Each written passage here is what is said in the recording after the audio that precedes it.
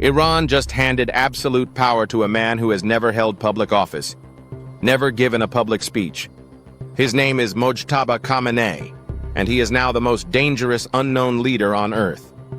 On February 28, 2026, Ayatollah Ali Khamenei, Iran's supreme leader for 36 years, was killed in a joint military strike by Israel and the United States. Iran's state media confirmed his death the following day. He was 86 years old and was reportedly at his office within his residence when the strikes hit.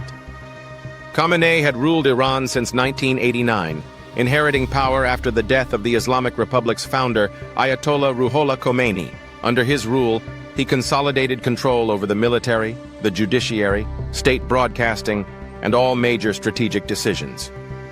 His death triggered only the second leadership transition in the Islamic Republic's entire 47-year history. The moment Khamenei died, Iran's constitution kicked in. Article 111 establishes an interim leadership council to fill the gap until a new supreme leader is chosen. That council consisted of 3 men: President Masoud Pezeshkian, Chief Justice Gholam Hossein Mohseni Ejei, and Alireza Arafi of the Guardian Council. But here's what most people don't realize. This council had almost no real precedent. The last time this happened was 1989. Iran has only had 2 supreme leaders in its entire history. There was no playbook for this. And to make matters worse, this transition was happening during an active war. The same airstrikes that killed Khamenei were part of a broader military campaign. Iran was firing missiles at Gulf states, threatening to close the Strait of Hormuz, and oil prices had surged past $100 a barrel. As one analyst from the Council on Foreign Relations put it, taking out Khamenei is not the same as regime change. The Islamic Revolutionary Guard Corps is the regime. Now, you might be thinking this is just another Middle East power shuffle.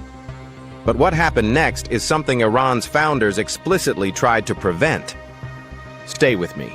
The body responsible for choosing Iran's leader is called the Assembly of Experts. It's made up of 88 Islamic clerics, directly elected by the public every 8 years.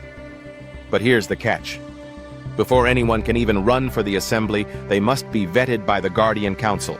And the Guardian Council's members are appointed directly or indirectly by the Supreme Leader himself.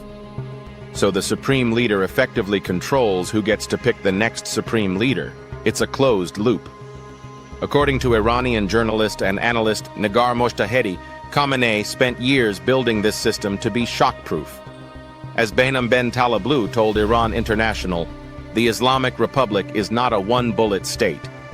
Khamenei institutionalized authority across military, political, and security institutions, so the system could function even without him.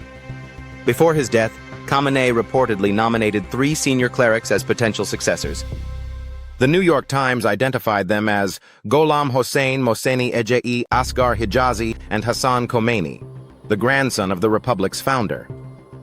If you're trying to make sense of what's really happening in Iran, and you don't want AI-generated spin or recycled headlines, hit subscribe. We source everything. We fact-check everything. That's the Axis News standard. So who did the assembly actually choose? Not one of Khamenei's 3 nominees. Instead, they chose his son, Mojtaba Khamenei. Born September 8, 1969, in the city of Mashhad, Mojtaba is the second of Ali Khamenei's 6 children. He attended the religious Alavi school in Tehran. At 17, he served brief stints in the military during the Iran-Iraq War. But here's where it gets unusual. Mojtaba didn't enter the seminary until he was 30 years old, in 1999. That's extremely late by Iranian clerical standards. Most begin religious studies far younger. To this day, he remains only a mid-ranking cleric. He has never held any government office. He has never given a public speech. He has never sat for a single interview. Only a handful of photos and videos of him have ever been published. And yet, U.S. diplomatic cables published by WikiLeaks described him as the power behind the robes, someone widely regarded as capable and forceful within the regime. In 2005, reformist presidential candidate Mehdi Karoubi publicly accused Mojtaba of using the IRGC and the Basij militia to rig the election in favor of Mahmoud Ahmadinejad. The same accusation surfaced again in 2009 during the Green Movement protests, when millions took to the streets. Former Deputy Interior Minister Mojtaba Khamenei was imprisoned for 7 years, which he attributed directly to the wish of Mojtaba Khamenei, a man who never held office, never spoke publicly, and remains a mid-ranking cleric, now holds more power than Iran's president, parliament, and judiciary combined. How did this happen? According to Iran International, the Islamic Revolutionary Guard Corps, the IRGC, pressured the Assembly of Experts to select Mojtaba. This is critical context. The IRGC is not just a military force. It controls vast economic enterprises, intelligence operations, and has its own parallel command structure. Multiple analysts describe it as the real power center in Iran. Jason Brodsky of United Against Nuclear Iran told Iran International that with Khamenei's death, power has become diffuse. But the IRGC moved quickly to consolidate it around Mojtaba.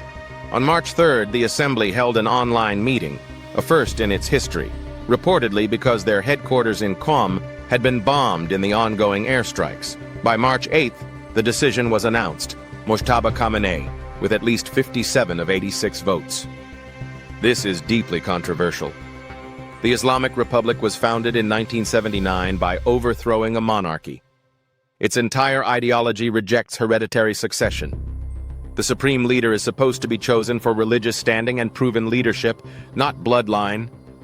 And yet, there is precedent for bending the rules. In 1989, the constitution was quietly revised just months before Khomeini's death to lower the religious qualifications, specifically to allow Ali Khamenei, who also lacked top-tier clerical credentials, to take power.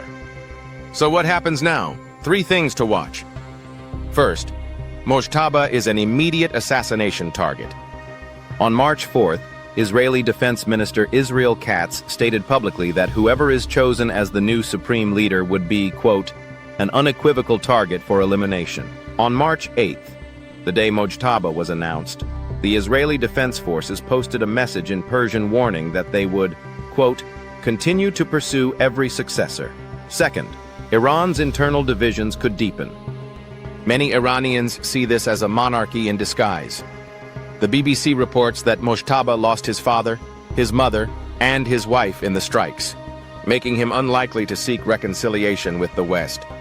But his lack of public legitimacy and mid-ranking clerical status may fuel opposition from reformists and even rival hardliners. Third, the economic devastation. As Marco Papik of BCA Research put it bluntly, the Iranian economy is soon to be a parking lot unless the next supreme leader is more amenable to negotiating with the U.S. Oil prices have surged, Qatar temporarily suspended LNG production, and the Strait of Hormuz, responsible for 20% of global oil trade, remains under threat. The Council on Foreign Relations outlined 3 possible trajectories: regime continuity, military takeover, or regime collapse. Their assessment? None of these scenarios suggest meaningful reform in the near term.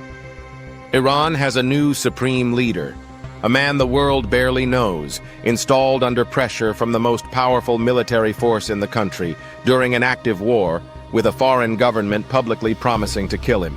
This is one of the most consequential political transitions of the 21st century, and it's happening right now. If you want to stay informed with sourced, fact-checked reporting, not AI-generated headlines, subscribe to Axis News. Hit that bell so you don't miss what happens next. Because what happens next matters.